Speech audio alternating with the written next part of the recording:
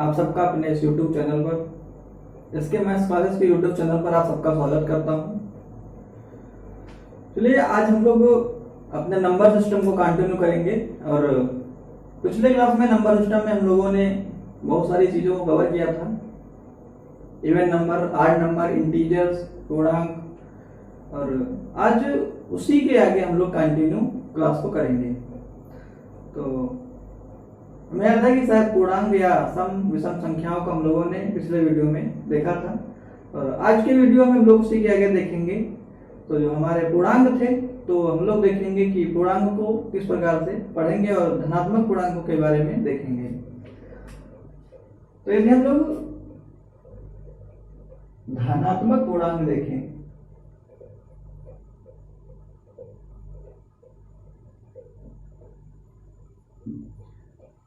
जितने भी natural numbers होते हैं वो आपके धनात्मक पूर्णांक होते हैं। तो उनको हम लोग देखेंगे, जैसे 1, 2, 3, 4, 5, ये आपके क्या हैं? धनात्मक पूर्णांक है। क्लियर?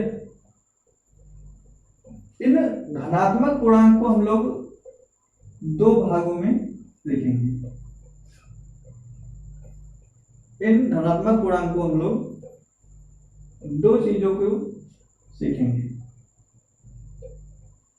कौन कौन सी चीज? एक तो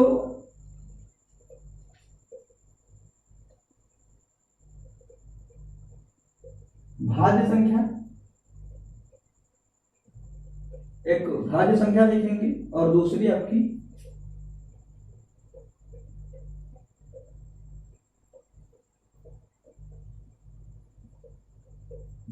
अभाज्य संख्या। क्लियर है? उम्मीद करते हैं इतनी बात आप लोगों को समझ में आ रही होगी। आपके धनात्मक पूर्णांक हैं तो 1 to इनफाइनाइट, जो कि पॉजिटिव होते हैं, तो आपके धनात्मक पूर्णांक होते हैं। और जितने भी धनात्मक पूर्णांक हैं, इनको हम लोग दो पार्ट्स में डिवाइड करके देख रहे हैं। फर्स्ट भाज्य, जिसे हम लोग कंपोजिट नंबर कहते हैं, और दूसरा अभाज्य यानी प्राइम नंबर्स। क्लियर? ये आपके कंपोजिट नंबर और ये आपके प्राइम नंबर्स। हम लोग इनको देखने वाले हैं। तो देखेंगे कि कौन से नंबर्स नेचुरल नंबर्स में या धनात्मक संख्या में से अभाज्य होते हैं और कौन से सच संख्याएं भाज्य होती हैं।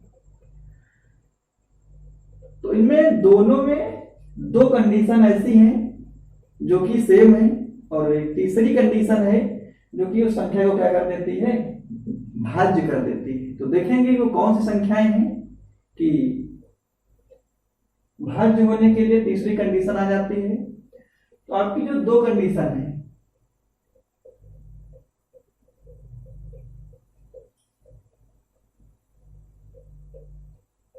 दोनों में सेम सेम होते हैं, और अभाज्य संख्या में दो, और ये आपके भाज्य में एक थर्ड कंडीशन है जो कि अन्य जुड़ करके आपके सामने आ जाती है, तो वो संख्या अभाज्य हो जाती है।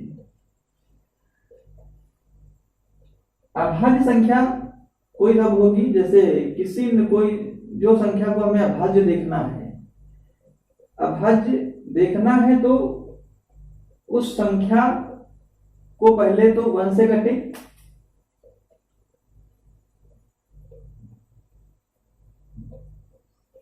कोई भी संख्या अगर अभाज्य संख्या होगी तो वो 1 से कटनी चाहिए, और दूसरी कंडीशन है कि वह स्वयं से कटे।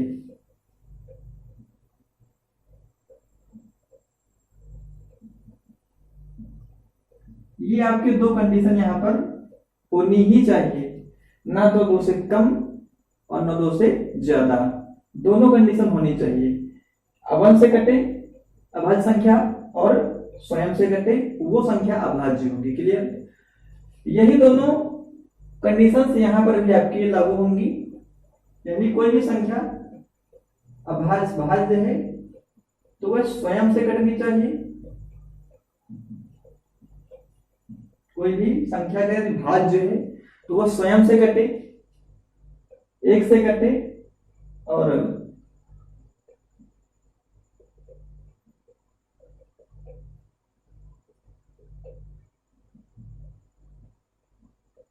स्वयं से घटे, और तीसरी कंडीशन यहाँ पर लागू होती है कि वह संख्या किसी अन्य से भी घटनी चाहिए।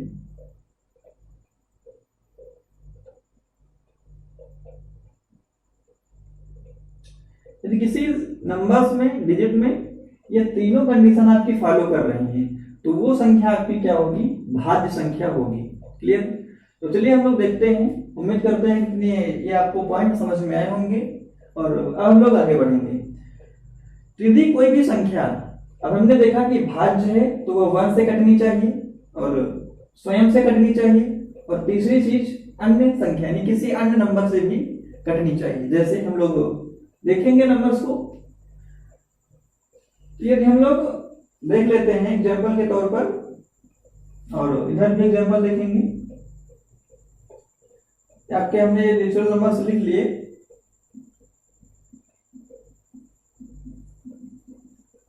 ये आपके नेचुरल नंबर्स हैं। यदि हम लोग 1 को देखें तो 1 एक ऐसी संख्या है जो केवल एक ही संख्या से कट रही है। क्लियर? यानी एक ही कंडीशन यहाँ फॉलो हो रही है कि वह स्वयं से ही कट रही है और एक खुद संख्या है। यहाँ पर केवल एक कंडीशन फॉलो हो रही है। तो फिर एक जो है यानी 1 ना तो भाज्य है और ना ही अभाज्य है। क्लियर? यानी 1 ना ही अभाज्य संख्या है और ना ही भाज्य संख्या है। क्लियर? उम्मीद करते हैं इतनी बात आपको समझ में आ रही है। आगे देखिए।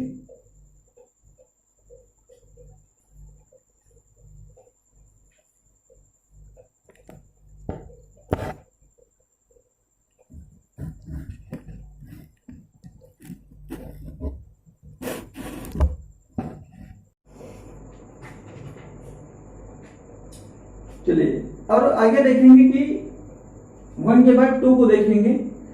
तो जो आपका 2 है, तो 2 ऐसी संख्या है कि 1 से भी कट रही है और स्वयं से भी कट रही है, यानी 2 से।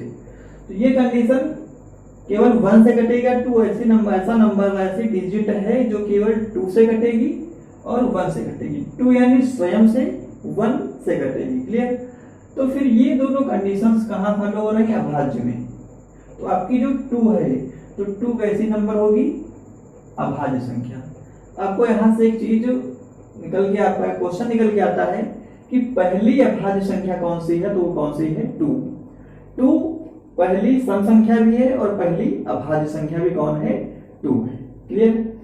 इसके बाद 3 को अब देखें तो 3 भी केवल 1 से कट रहा है और 3 जो है केवल 1 से कटेगा और स्वयं से कटेगा। तो फिर 3 भी क्या होगा? आपका अभाज्य संख्या होगा। 3 के बाद 4 को देखेंगे तो जो आपका 4 है, तो 4 आपका 3 नंबर से कट रहा है। आपका 4 है 3 नंबर से कट हो रहा है, तो यानी 1 से पूरा 1 से कट रहा है। 1 के बाद 2 से भी डिवाइड हो रहा है और 2 के बाद 4 यानी स्वयं से सिर्फ, तो ये आपका 4 से भी डिवाइड हो रहा है। तो हमने 4 को देखा तो भाई जो अभाज्य संख्या होने के लिए थी, अभाज्य संख्या के लिए केवल 2 कंडीशंस होनी जरूरी थी, लेकिन यहाँ तो 3 कंडीशंस आ गई हैं, तो फिर ये 4 आपका अभाज्य संख्या नहीं होगी। क्लियर? जो आपकी 4 है, 4 आपकी अभाज्य संख्या नहीं होगी। तो फिर 3 कंडीशन वाला इधर आपका 1 से कटे, क्लियर है, स्वयं से कटे यानी 4 स्वयं से कट रहा है, अन्य से यानी 2 से कट रहा है। तो ये बात पूरी क्लियर है कि ये संख्या कैसे होगी? 4। तो आपका 4 है तो 4 आपका फर्स्ट ये कंपोजिट नंबर है। कौन सा? कंपोजिट नंबर है, यानी आप भाज्य संख्या आपका 4 फर्स्ट क्या है? भाज्य संख्या है। क्लियर? उसके बाद यदि हम लोग 5 को देखें, 5 को देखेंगे तो 5 केवल 1 से कट रहा होगा और केवल 5 स्वयं से, तो ये आपका 5 कहा जाएगा? अभाज्य में जाएगा। क्लियर? इसी प्रकार 6 को देखेंगे तो जो आपका 6 है, तो 6 के भी 3 फैक्टर बनेंगे। एक तो 1 के लिए पूरा 1 के बाद 2 से भी कट जाएगा पूरा 2 के बाद 3 से भी कट जाएगा पूरा और 3 के बाद 6 स्वयं से भी कट जाएगा। तो किसी भी नंबर का भाज्य होने के लिए 3 कंडीशंस आवश्यक है। 3 से अधिक हो जाए चलेगा, लेकिन 3 कंडीशन से कम नहीं होनी चाहिए। तो यहाँ पर हमने देखा कि जो 6 है 3 से ज्यादा है, लेकिन फिर भी ये क्या होगी, आपकी भाज्य संख्या होगी। तो आपका जो 6 है ये कैसी संख्या है, भाज्य संख्या है। क्लियर। इसके बाद 6 के बाद 7, वही कंडीशन, केवल 1 से कटेगी और 7 से कटेगी, तो ये भी आपका क्या आएगा, अभाज्य। और 7 के बाद 8 को देखेंगे, तो 8 वो नंबर होगा जो कि 1 से भी कट रहा होगा, 2 से भी कटेगा, 4 से भी कटेगा और 8 से भी कटेगा। क्लियर। तो इसके भी ये आपका क्या होगा, भाज्य संख्या होगा। तो इस प्रकार से आपके जो नंबर हैं वो हम लोग भाज्य यानी कंपोजिट नंबर और प्राइम नंबर यानी अभाज्य संख्याओं को इस प्रकार से पहचान सकते हैं। क्लियर। उम्मीद करते हैं कि इतनी बात आप लोगों को समझ में आ रही होगी। चलिए अब हम लोग देखेंगे कि जो आपकी अभाज्य संख्याएं हैं तो ये कितने प्रकार की होती हैं, इनके टाइप्स को देखेंगे। तो जो आपकी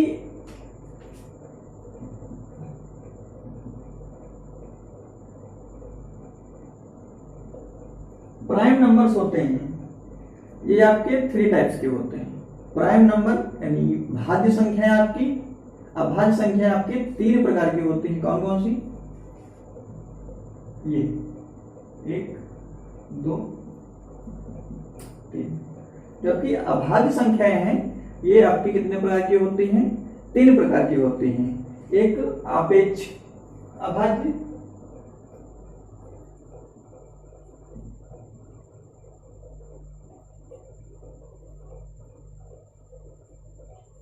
एक आपेक्षिक अभाज्य, और जो सेकेंड है वह है आपका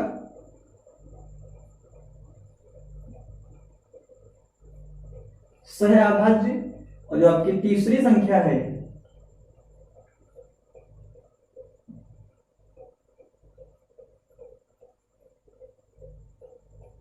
वो है आपका जुड़वा अभाज्य। क्लियर। आपकी जो अभाज्य संख्याएं होती हैं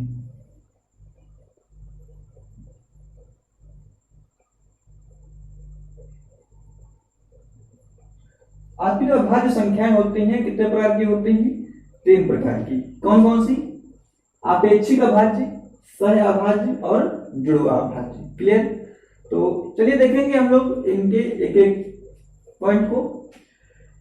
आपकी जो आपेक्षिक अभाज्य होते हैं उन 2 नंबर्स का जोड़ा युग्म होता है, उन 2 संख्याओं का युग्म जिनका HCF 1 हो।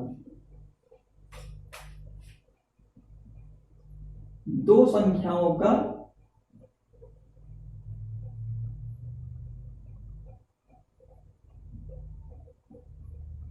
ऐसा युग्म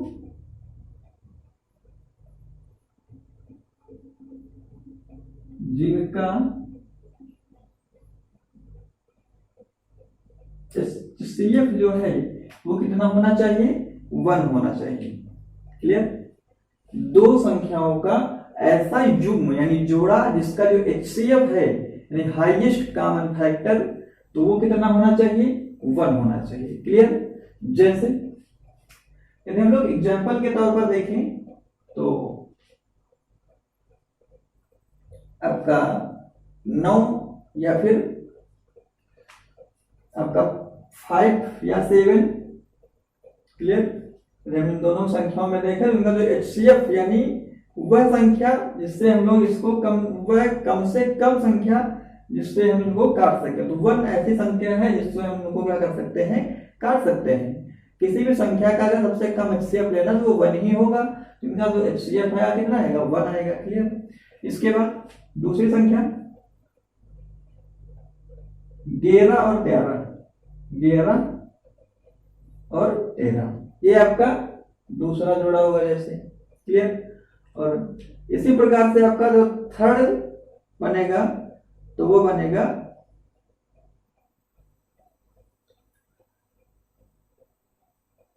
10 और 11। क्लियर। यानी ऐसा जोड़ा होना चाहिए कि जिनका HCF यानी हाई हाईएस्ट कॉमन फैक्टर क्या होना चाहिए, 1 होना चाहिए। तो 10 और 11 का हम लोग देखें तो 1 होगा ऐसा संख्या, इनसे दोनों संख्या को हम लोग क्या कर सकते हैं, काट सकते हैं। क्लियर। और इसे देख लेते हैं 9 13 ये संख्या, तो ये भी इसमें 1 ही, अगर देखेंगे इसमें 9 है तो 3 से कट रहा है, डिवाइड हो रहा है, लेकिन 3 से केवल 9 ही डिवाइड हो रहा है, 13 नहीं। तो आपका जो 3 है नहीं होगा HCF, इसके HCF 1 होगा। तो 1 ये आपके इस प्रकार के युग्म जिनका HCF क्या होना चाहिए, 1 होना चाहिए, वो आपकी संख्या आपेक्षिक अभाज्य संख्या होती है। क्लियर। अब इसके बाद देखेंगे सह अभाज्य।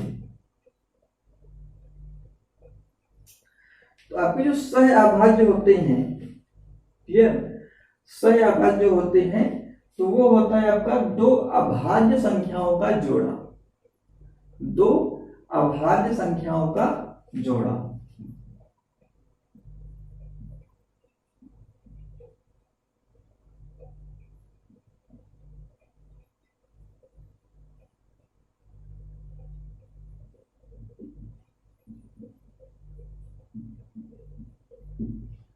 ये आपका दो अभाज्य संख्याओं का युग्म।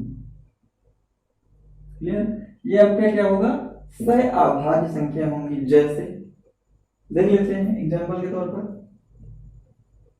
3 और 5 देखेंगे कि हमारा 3 है ये आपका क्या है, अभाज्य संख्या है, और 5 भी क्या है, अभाज्य, जिनका जोड़ा ही हमें देखना था।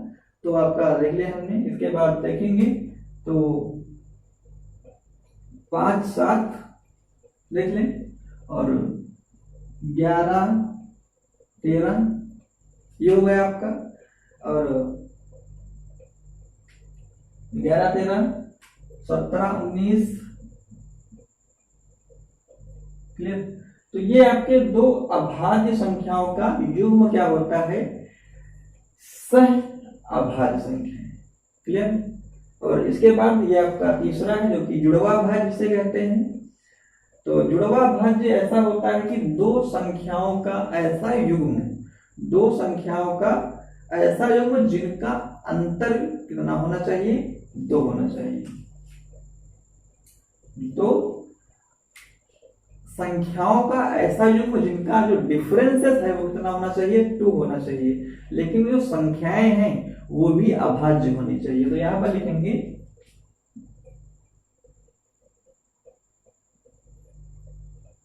दो अभाज्य संख्याओं का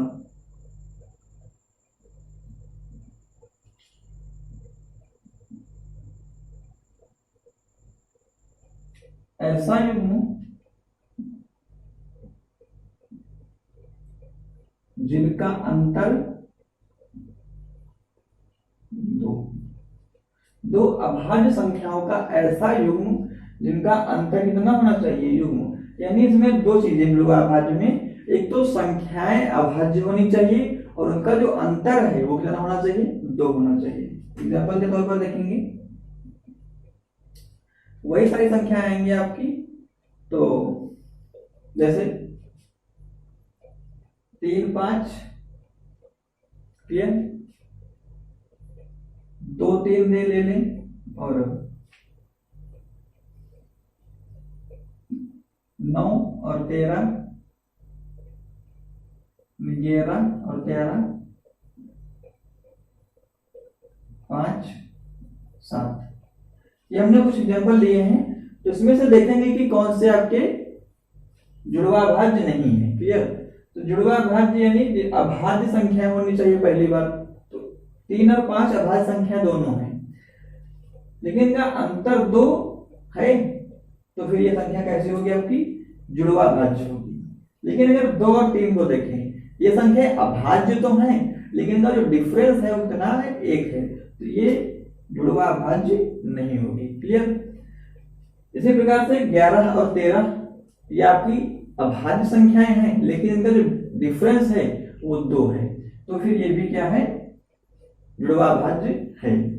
5 और 7 ये भी अभाज्य संख्या है, उनका अंतर भी कितना है, 2 है, तो फिर ये भी अभाज्य संख्या है। तो इस प्रकार से हम लोग अभाज्य संख्याओं को देखा कि भाज्य संख्या और अभाज्य संख्याओं को समझा और देखा कि इनको किस प्रकार से हम लोग पार्ट में बांट के पढ़ा, इनके 3 पार्ट्स होते हैं, इनको हम लोगों ने समझा। तो चलिए अब लोग अपने लेक्चर को आगे देखेंगे। हम लोग एक क्वेश्चन देखते हैं अपने भाज्य संख्याओं का। तो जो आपका क्वेश्चन है, तो क्वेश्चन लिखा है कि यदि x + y = 10 हो तो x और y के मान संभव कितने होंगे यदि दोनों आपेक्षिक अभाज्य, यानी x और y जो हैं ये क्या होंगे, आपेक्षिक अभाज्य हों। तो अभी आप लोगों ने देखा कि आपेक्षिक अभाज्य संख्याएं वो होती हैं कि जिनका HCF 1 हो, उन दो संख्याओं का युग्म अभाज्य संख्याओं का युग्म जिनका HCF कितना होता है, 1 होता है, वह आपकी आपेक्षिक अभाज्य संख्याएं होती हैं। क्लियर? तो हमें दिखाना है कि x + y = 10 लाना है। तो फिर आपको इसमें युग्म बनाना है कि एक तो 6, 4 बनेगा, 7, 3 और 8, 2 और 9, 1। ये आपका है आपेक्षिक अभाज्य। देखना है तो 6, 4 को जोड़ने पर 10, 7, 3 10, 8, 2 10, 9, 1 10। क्लियर? तो और यहाँ पर एक कंडीशन भी गिवन है कि जो आपका x है वो बड़ा है y से। जो आपका x है, x is greater than y। Clear? तो यहाँ पर हमने देखा जो आपका x है बड़ा है किससे, y से। क्लियर? तो ये हमारी पूरी कंडीशन मैच हो रही है। और हम लोग देखेंगे कि अब ये आपका 6 है, 4। तो आपेक्षिक अभाज्य में देखना है। आपेक्षिक अभाज्य संख्याएं वो होती हैं जिनका HCF 1 होना चाहिए। पहले बात तो अभाज्य संख्या है, तो अभाज्य संख्या देखेंगे तो यहां पर यदि अभाज्य संख्या देखें तो आपेक्षिक अभाज्य आपकी वो होंगी जिनका क्या होना चाहिए, HCF क्या होना चाहिए, 1 होना चाहिए। क्लियर? तो 6 और 4 का HCF क्या 1 है? नहीं ना, क्योंकि भैया 1 से भी कटेगी और 2 से भी दोनों की, 2 × 6 और 2 × 4। तो ये आपका क्या होगा, अपेक्षिक अभाज्य नहीं होगा। क्लियर? ये युग्म संभव नहीं होगा। कबूतरा संभव मान होंगे अपेक्षिक अभाज्य के लिए, तो ये संभव नहीं है। 7 और 3 इनका जो HCF है वो 1 हो सकता है। इन दोनों संख्याओं का जो HCF है वो कितना होगा, 1। तो फिर ये जो संख्या है ये आपकी आपेक्षिक संख्या आपेक्षिक अभाज्य होगी। 8 और 2 ऐसी संख्या है कि जो 1 से भी कैंसिल हो रही है और 2 से भी, तो ये आपेक्षिक अभाज्य नहीं होगी। 9 और 1 केवल ऐसा युग्म है जो 1 से ही डिवाइड होगा, तो फिर ये आपकी आपेक्षिक अभाज्य 2। पूछा गया आपका क्वेश्चन संभव मान होंगे, तो आपके जो आंसर आएगा वो कितने, 2। क्लियर? तो ये आपका होगा आंसर। तो चलिए उम्मीद करते हैं कि जो भी पॉइंट हमने आपको बताए, हमने देखे, यदि आपको वो पॉइंट समझ में आए या मेथड समझ में आया, ट्रिक समझ में आया, तरीका समझ में आया है, तो आप वीडियो को अधिक से अधिक शेयर करें और लाइक करें और उसको चैनल को सब्सक्राइब करें। और यदि वीडियो अच्छा लगा हो तो कमेंट में लिख के जरूर बताएं जिन लोगों ने देखा है। तो उम्मीद करते हैं कि आप लोगों को वीडियो समझ में आया होगा।